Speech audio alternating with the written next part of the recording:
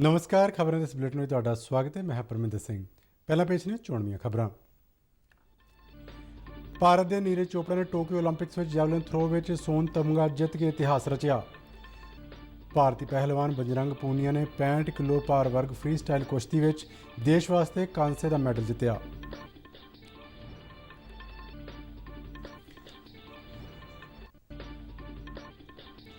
प्रधानमंत्री नरेंद्र मोदी ने मध्य प्रदेश के प्रधानमंत्री गरीब कल्याण अन्न योजना के लाभार्थियों नाल वर्चुअल गलबात की। प्रधानमंत्री ने कहा कि कोरोना कारण पैदा हुए संकट नाल नजिठण लई भारत ने अपनी रणनीति में गरीबों को सर्वोच्च पहल दी। प्रधानमंत्री नरेंद्र मोदी 9 अगस्त को वीडियो कॉन्फ्रेंसिंग राही प्रधानमंत्री किसान सम्मान निधि योजना की अगली किस्त जारी करेंगे। नैशनल हैंडलूम दिवस मौके प्रधानमंत्री ने स्थानक हथखड़ी उत्पादों को समर्थन देने की अपील की। उप राष्ट्रपति एम वेंकैया नायडू ने हाकी वर्गियां रवायती भारतीय खेडों की शान मुड़ बहाल करने का सदा दिता।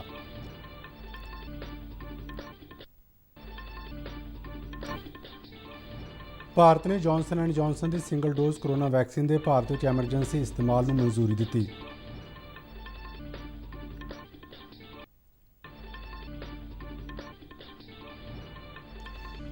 पंजाब की मुख सकत्तर विनी महाजन वालों लुधियाना में कोरोना विरुद्ध जंग में बेहतरीन प्रदर्शन लिए कोविड योद्धा को सन्मानित किया गया।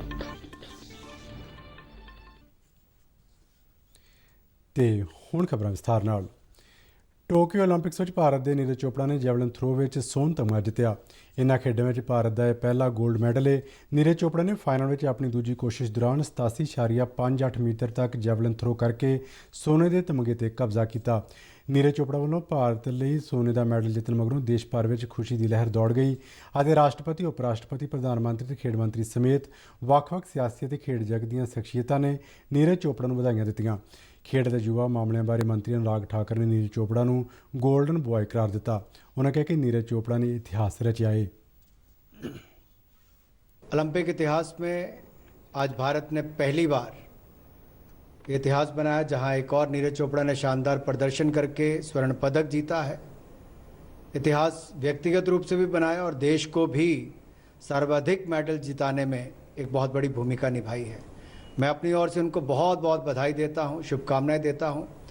135 करोड़ भारतीयों का दिल भी जीता है, स्वर्ण पदक भी जीता है और आने वाले खिलाड़ियों के लिए एक प्रेरणा के स्रोत भी बने हैं। हरियाणा सरकार ने नीरज चोपड़ा को 6 करोड़ रुपए की राशि देने का ऐलान किया। टोक्यो ओलंपिक्स में अज भारतीय पहलवान बजरंग पूनिया ने भी 65 किलो भार वर्ग फ्री स्टाइल कुश्ती में देश वास्ते कांसे का मैडल जितया। उन्होंने कांसे के मैडल मुकाबले दौरान कजाकिस्तान के दौलत नियाज़बेकोव को 8-0 नाल हराया। पूनिया की इस काबलियत से देश भर में खुशियां मनाई गई। कुश्ती में भारत का दूजा मैडल है। इस तो पहला भारत की अदिति अशोक गोल्फ के व्यक्तिगत स्ट्रोक प्ले में मैडल जितने में नाकाम रही। उसने चौथा स्थान प्राप्त किया। बीते दिन अदिति ने शानदार खेड का प्रदर्शन करते मैडल लिए अपनी दावेदारी की पेशकश की सी। हुण तक भारत ने टोक्यो ओलंपिक्स खेडों में 1 सोने का 2 चांदी और 4 कांसे के मैडलों समेत कुल 7 मैडल जिते ने। प्रधानमंत्री नरेंद्र मोदी ने कहा कि कोरोना कारण पैदा हुए संकट नाल नजिठण लई भारत ने अपनी रणनीति में गरीबों को सर्वोच्च पहल दी।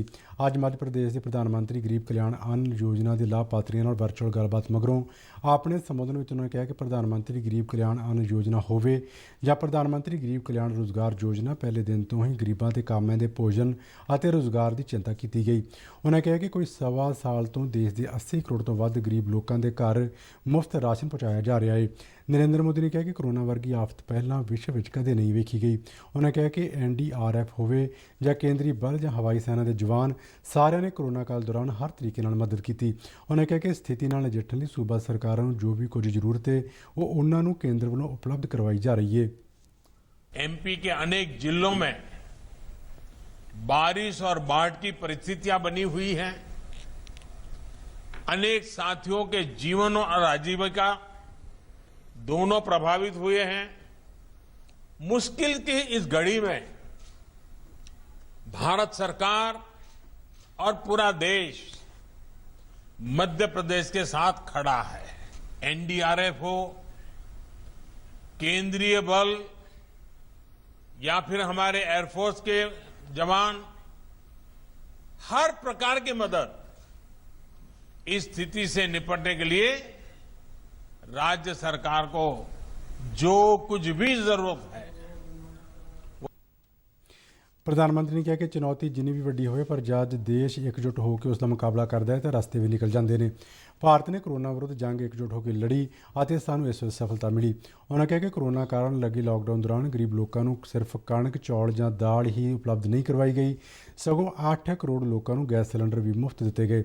ਇਸ ਤੋਂ ਇਲਾਵਾ ਕੋਈ 20 ਕਰੋੜ ਲੋਕਾਂ ਦੇ ਜਨ ਧਨ ਖਾਤਿਆਂ ਵਿੱਚ ਲਗਭਗ 30,000 ਕਰੋੜ ਰੁਪਏ ਦੇ ਕੈਸ਼ ਸਿੱਧੇ ਟ੍ਰਾਂਸਫਰ ਕੀਤੇ ਗਏ। ਪ੍ਰਧਾਨ ਮੰਤਰੀ ਨੇ ਕਿਹਾ ਕਿ ਇਹਨਾਂ ਸਾਰੇ ਪ੍ਰਬੰਧਾਂ ਦੇ ਨਾਲ ਭਾਰਤ ਨੇ ਮੇਡ ਇਨ ਇੰਡੀਆ ਵੈਕਸੀਨ ਤੇ ਪੂਰਾ ਜ਼ੋਰ ਲਗਾਇਆ। ਇਹੀ ਕਾਰਨ ਹੈ ਕਿ ਅੱਜ ਦੇਸ਼ ਕੋਲ ਆਪਣੀ ਵੈਕਸੀਨ ਹੈ। ਉਹਨਾਂ ਕਿਹਾ ਕਿ ਇਸ ਵੈਕਸੀਨ ਅਸਰਦਾਰ ਹੈ ਤੇ ਸੁਰੱਖਿਅਤ ਵੀ ਹੈ। ਨਰਿੰਦਰ ਮੋਦੀ ਨੇ ਕਿਹਾ ਕਿ ਬੀਤੇ ਦਿਨ ਭਾਰਤ ਨੇ ਦੇਸ਼ ਵਿੱਚ 50 ਕਰੋੜ ਕਰੋਨਾ ਰੋਕੂ ਟੀਕੇ ਲਗਾ ਕੇ ਇੱਕ ਅਹਿਮ ਪੜਾਅ ਪਾਰ ਕੀਤਾ ਹੈ। ਉਹਨਾਂ ਕਿਹਾ ਕਿ ਟੀਕੇ ਦੇ ਬਾਵਜੂਦ ਆਉਣ ਵਾਲੇ ਤਿਉਹਾਰਾਂ ਦੇ ਦਿਨਾਂ ਵਿੱਚ ਅਸੀਂ ਅਵੇਸਲੇ ਨਹੀਂ ਹੋਣਾ। ਕਰੋਨਾ ਦੀ ਤੀਜੀ ਲਹਿਰ ਨੂੰ ਆਉਣ ਤੋਂ ਸਾਨੂੰ ਰੋਕਣਾ ਹੀ ਹੋਵੇਗਾ। ਇਸ ਵਾਸਤੇ ਸਾਰੇ ਲੋਕਾਂ ਨੂੰ ਮਿਲ ਕੇ ਕੰਮ ਕਰਨਾ ਪਵੇਗਾ। ਉਹਨਾਂ ਮਾਸਕ, ਟੀਕਾ ਤੇ 2 ਗਜ਼ ਦੀ ਦੂਰੀ ਨੂੰ ਬੇहद ਜ਼ਰੂਰੀ ਦੱਸਿਆ। कोरोना से उपजे संकट से निपटने के लिए भारत ने अपनी रणनीति में गरीब को सर्वोच्च प्राथमिकता दी। इस पूरे कालखंड में 80 करोड़ से अधिक देशवासियों को मुफ्त राशन पहुंचाया गया है। सिर्फ गेहूं, चावल और दाल ही नहीं, बल्कि लॉकडाउन के दौरान हमारे 8 करोड़ से अधिक गरीब परिवारों को गैस सिलेंडर भी मुफ्त दिया गया। 80 करोड़ लोगों को अनाज, 8 करोड़ लोगों को गैस भी। यही नहीं, लगभग 20 करोड़ से अधिक बहनों के जनधन बैंक खाते में लगभग 30,000 करोड़ रुपए सीधे कैश ट्रांसफर भी किए गए। ਪ੍ਰਧਾਨ ਮੰਤਰੀ ਨਰਿੰਦਰ ਮੋਦੀ 9 ਅਗਸਤ ਨੂੰ ਵੀਡੀਓ ਕਾਨਫਰੰਸਿੰਗ ਰਾਹੀਂ ਪ੍ਰਧਾਨ ਮੰਤਰੀ ਕਿਸਾਨ ਸਨਮਾਨ ਨਿਧੀ ਯੋਜਨਾ ਦੀ ਅਗਲੀ ਕਿਸ਼ਤ ਜਾਰੀ ਕਰਨਗੇ। ਇਸ ਦੌਰਾਨ ਇਸ ਯੋਜਨਾ ਤਹਿਤ ਦੇਸ਼ ਦੇ 9 ਕਰੋੜ 25 ਲੱਖ ਕਿਸਾਨ ਲਾਭਪਾਤਰੀ ਪਰਿਵਾਰਾਂ ਦੇ ਖਾਤਿਆਂ ਵਿੱਚ 19,500 ਕਰੋੜ ਰੁਪਏ ਦੀ ਰਕਮ ਟ੍ਰਾਂਸਫਰ ਕੀਤੀ ਜਾਵੇਗੀ। ਪ੍ਰਧਾਨ ਮੰਤਰੀ ਕਿਸਾਨ ਸਨਮਾਨ ਨਿਧੀ ਯੋਜਨਾ ਤਹਿਤ ਯੋਗ ਲਾਭਪਾਤਰੀ ਕਿਸਾਨ ਪਰਿਵਾਰਾਂ ਨੂੰ 6,000 ਰੁਪਏ ਸਾਲਾਨਾ ਦਿੱਤੇ ਜਾਂਦੇ ਨੇ। ਇਹ ਰਕਮ ਸਾਲ ਵਿੱਚ 3 ਬਰਾਬਰ ਕਿਸ਼ਤਾਂ ਵਿੱਚ ਪ੍ਰਦਾਨ ਕੀਤੀ ਜਾਂਦੀ ਹੈ। ਇਸ ਸਕੀਮ ਤਹਿਤ ਰਕਮ ਸਿੱਧੀ ਕਿਸਾਨਾਂ ਦੇ ਖਾਤਿਆਂ ਵਿੱਚ ਭੇਜੀ ਜਾਂਦੀ ਹੈ ਤੇ ਹੁਣ ਤੱਕ ਪ੍ਰਧਾਨ ਮੰਤਰੀ ਕਿਸਾਨ ਸਨਮਾਨ ਨਿਧੀ ਯੋਜਨਾ ਤਹਿਤ 1,38,000 ਕਰੋੜ ਰੁਪਏ ਦੀ ਰਕਮ ਕਿਸਾਨਾਂ ਦੇ ਖਾਤਿਆਂ ਵਿੱਚ ਭੇਜੀ ਜਾ ਚੁੱਕੀ ਹੈ। ਆਉਂਦੇ ਸੋਮਵਾਰ ਕਿਸਾਨ ਨਿਧੀ ਯੋਜਨਾ ਤਹਿਤ ਕਿਸਾਨਾਂ ਦੇ ਖਾਤਿਆਂ ਵਿੱਚ ਰਕਮ ਟ੍ਰਾਂਸਫਰ ਕਰਨ ਸੰਬੰਧੀ ਹੋਣ ਵਾਲੇ ਸਮਾਗਮ ਦੌਰਾਨ ਪ੍ਰਧਾਨ ਮੰਤਰੀ ਲਾਭਪਾਤਰੀ ਕਿਸਾਨਾਂ ਨਾਲ ਗੱਲਬਾਤ ਤੋਂ ਇਲਾਵਾ ਸੰਬੋਧਨ ਵੀ ਕਰਨਗੇ। ਸਮਾਗਮ ਦੌਰਾਨ ਕੇਂਦਰੀ ਖੇਤੀ ਤੇ ਕਿਸਾਨ ਭਲਾਈ ਮੰਤਰੀ ਨਰਿੰਦਰ ਸਿੰਘ ਤੋਮਰ ਵੀ ਮੌਜੂਦ ਰਹਿਣਗੇ। ਪ੍ਰਧਾਨ ਮੰਤਰੀ ਨਰਿੰਦਰ ਮੋਦੀ ਨੇ ਕਿਹਾ ਕਿ ਹੱਥ ਖੱਡੀ ਵਿੱਚ ਭਾਰਤ ਦੀ ਭਿੰਨਤਾ ਤੇ ਅਣਗਿਣਤ ਬੁਨਕਰਾਂ ਤੇ ਦਸਤਕਾਰਾਂ ਦੀ ਮੁਹਾਰਤ ਨਜ਼ਰ ਆਉਂਦੀ ਹੈ। ਅੱਜ ਰਾਸ਼ਟਰੀ ਹੈਂਡਲੂਮ ਦਿਵਸ ਮੌਕੇ ਪ੍ਰਧਾਨ ਮੰਤਰੀ ਨੇ ਸਥਾਨਕ ਹੱਥ ਖੱਡੀ ਉਤਪਾਦਾਂ ਨੂੰ ਸਮਰਥਨ ਦੇਣ ਦੀ ਅਪੀਲ ਕੀਤੀ। ਉਹਨਾਂ ਕਿਹਾ ਕਿ ਪਿਛਲੇ ਕੁਝ ਸਾਲਾਂ ਦੌਰਾਨ ਹੱਥ ਖੱਡੀ ਵਿੱਚ ਨਵੀਂ ਰੁਚੀ ਵੇਖਣ ਨੂੰ ਮਿਲੀ ਹੈ। ਪ੍ਰਧਾਨ ਮੰਤਰੀ ਨੇ ਮਾਈ ਹੈਂਡਲੂਮ ਮਾਈ ਪ੍ਰਾਈਡ ਹੈਸ਼ਟੈਗ ਰਾਹੀਂ ਭਾਰਤੀ ਭਾਰਤੋਲਕ ਮੀਰਾਬਾਈ ਚਾਨੂ ਦੇ ਸਮਰਥਨ ਤੇ ਖੁਸ਼ੀ ਜ਼ਾਹਰ ਕੀਤੀ ਹੈ। ਪ੍ਰਧਾਨ ਮੰਤਰੀ ਨੇ ਕਿਹਾ ਕਿ ਉਹਨਾਂ ਨੂੰ ਭਰੋਸਾ ਹੈ ਕਿ ਹੈਂਡਲੂਮ ਸੈਕਟਰ ਆਤਮ ਨਿਰਭਰ ਭਾਰਤ ਦੀ ਉਸਾਰੀ ਵਿੱਚ ਯੋਗਦਾਨ ਦਿੰਦਾ ਰਹੇਗਾ।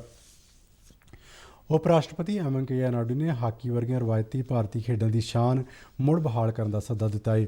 ਅੱਜ ਨਵੀਂ ਦਿੱਲੀ ਵਿੱਚ ਸਮਾਜਿਕ ਕਾਰਜਕਰਤਾ ਅਤੇ ਰਾਸ਼ਟਰਵਾਦੀ ਸ਼ਖਸੀਅਤ ਚਮਨ ਲਾਲ ਦੀ ਯਾਦ ਵਿੱਚ ਡਾਕ ਟਿਕਟ ਜਾਰੀ ਕਰਨ ਮੌਕੇ ਉਪ ਰਾਸ਼ਟਰਪਤੀ ਨੇ ਸੂਬਾ ਸਰਕਾਰਾਂ ਤੇ ਕਾਰਪੋਰੇਟ ਅਦਾਰਿਆਂ ਨੂੰ ਅਜਿਹੀਆਂ ਖੇਡਾਂ ਨੂੰ ਉਤਸ਼ਾਹਿਤ ਕਰਨ ਲਈ ਸਹਿਯੋਗ ਦੇਣ ਦੀ ਅਪੀਲ ਕੀਤੀ।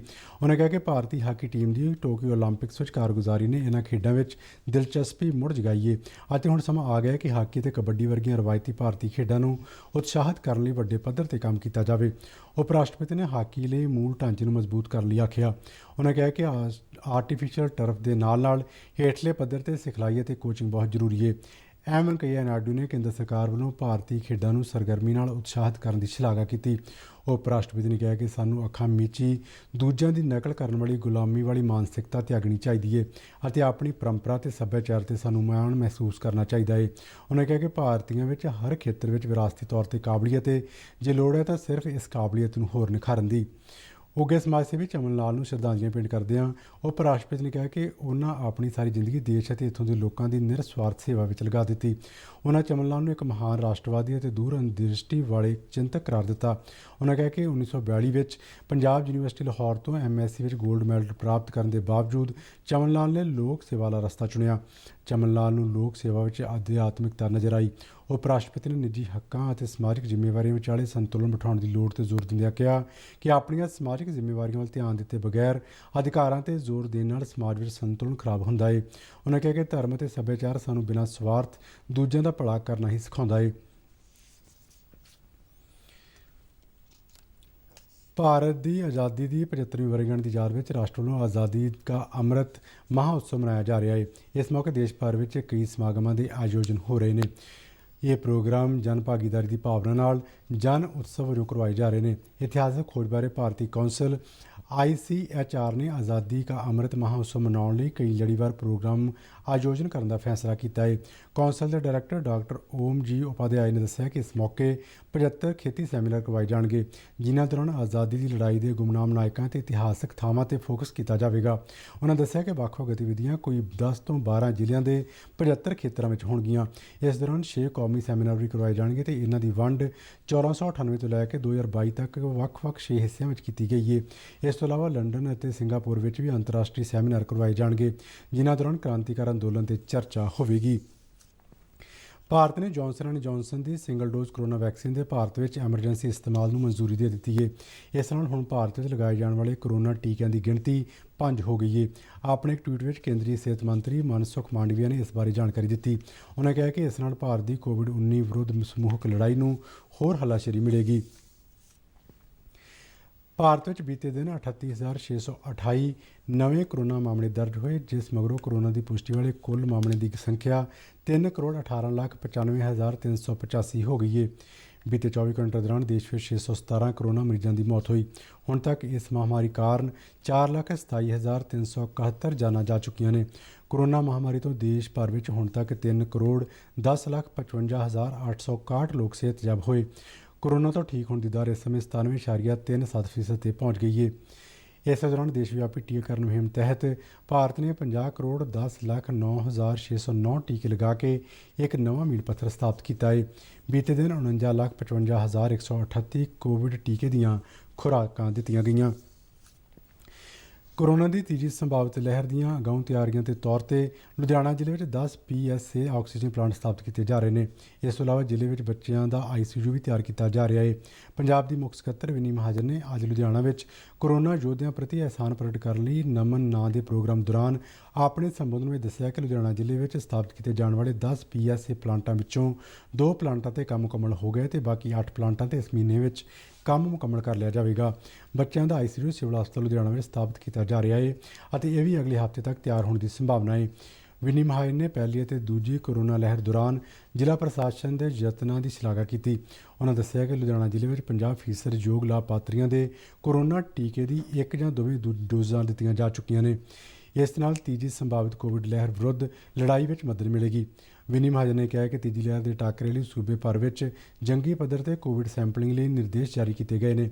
ਉਹਨਾਂ ਕਿਹਾ ਕੋਵਿਡ ਦੇ ਨਵੇਂ ਵੇਰੀਐਂਟ ਦੀ ਪਛਾਣ ਲਈ ਜੈਨੋਮ ਸੀਕਵੇਸਿੰਗ ਲੈਬੋਰੇਟਰੀ ਛੇਤੀ ਹੀ ਪਟਿਆਲਾ ਦੇ ਸਰਕਾਰੀ ਮੈਡੀਕਲ ਕਾਲਜ ਅਤੇ ਹਸਪਤਾਲ ਵਿੱਚ ਕੰਮ ਕਰਨਾ ਸ਼ੁਰੂ ਕਰ ਦੇਵੇਗੀ।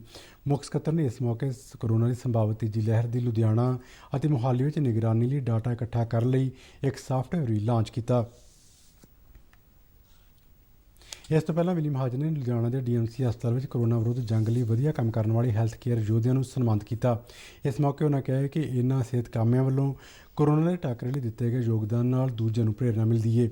ਉਹਨਾਂ ਕਿਹਾ ਕਿ ਇਹਨਾਂ ਲੋਕਾਂ ਨੇ ਆਪਣੀ ਜ਼ਿੰਦਗੀ ਨੂੰ ਖਤਰੇ ਵਿੱਚ ਪਾ ਕੇ ਅਨੇਕਾਂ ਜਾਨਾਂ ਬਚਾਈਆਂ ਨੇ।